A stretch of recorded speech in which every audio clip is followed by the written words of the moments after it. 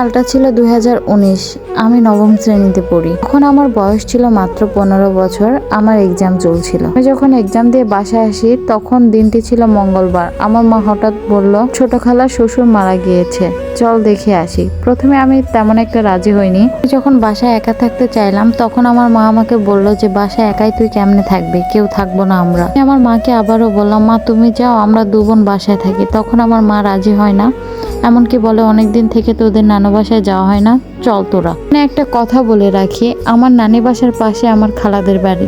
বড় খালা, মেজো খালা, ছোট খালা সবারই কম বেশি নানি বাসার পাশেই বাসা। মা এত করে বলছে যখন, তাই ভাবলাম যে যাই। তো যে কথা সেই কাজ। আমাদের বাসা বরিশাল আর নানির বাসা পিরোজপুর। তো তারপর আমরা দুপুর 2টার দিকে রওনা দিই। বড় খালার ছেলে আমাদেরকে আগায় নিতে আসে। আমি একটা ব্যাপারে খুবই বেশি আশ্চর্য হচ্ছিলাম, আমার খালাতো ভাই আমাকে ছোট খালা বাসায় না নিয়ে গিয়ে মেজো খালার বাসার দিকে নিয়ে যাচ্ছিল। তখন আমি আমার মাকে প্রশ্ন করলাম, মা আমরা ছোট খালার বাসায় না গিয়ে মেজো খালার বাসায় কেন যাচ্ছি? আমি তখনও বুঝতে পারিনি আমার জীবনটা শেষ করে দেওয়ার চক্র চলছে। একদিন পরে অবশ্য খালার বাসায় যে খারাপ লাগেনি আমার। সব মামাতো খালাতো ভাই বোনরা ছিলাম, ভালোই লাগতেছিল। আমি হঠাৎ ফ্রেশ হইতে গেলাম। ফ্রেশ হয়ে হঠাৎ দেখি একটা মহিলা, একটা পিচ্চি মেয়ে। এইটা হইলো আমার সাথে যার বিয়ে হয়েছে তার বোন আর তার বোনের মেয়ে ছিল। আমাকে আসলে দেখতে এসেছিল, আমি এটা পরে বুঝলাম। তো আমি তখন কিছু বললাম না, কারণ আমার প্রেম ছিল না তেমন কোথাও। কি যাওয়ার সময় ওরা আমার একটা ছবিও তুলে নিয়ে গিয়েছিল। আর হবু স্বামীকে দেখানোর জন্যই অবশ্য ছবিটা তুলেছিল।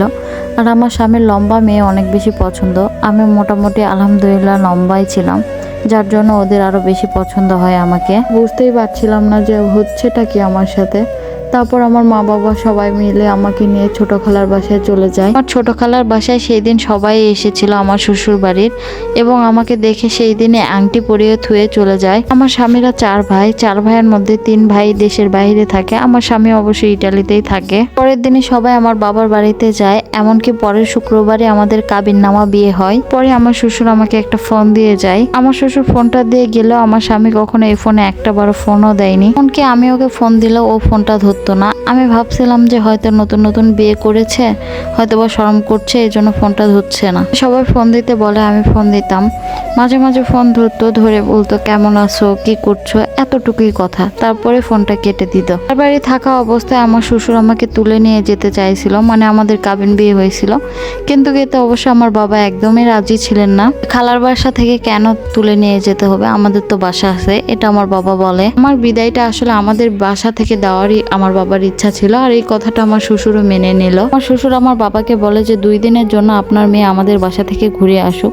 তো তারপরে আমার বাবা রাজি হলো, এমনকি আমার যাও আমাদের বাসাতে আসলো। দিন ওদের বাসায় যেতে আমার এত বেশি কষ্ট লাগছিল, আর মাকে বলতে মনে হচ্ছিল, মা আমি তোমার কাছে এতটাই বোঝা হয়ে গেছি যে আমাকে না বলেই তুমি পর করে দিচ্ছ, আবার এত তাড়াতাড়ি, আমাকে তুমি একটু সময় দিলা না। আসার বিষয় হচ্ছে আমি একটু অসুস্থ হয়ে গেছিলাম, যার জন্য আমার স্বামী আমার কাছে 2টা দিন আসেইনি। আমার সাথে তো একটা ভালো করে কথাই বলেনি, উল্টো আমাকে আরো অপমান করছিল।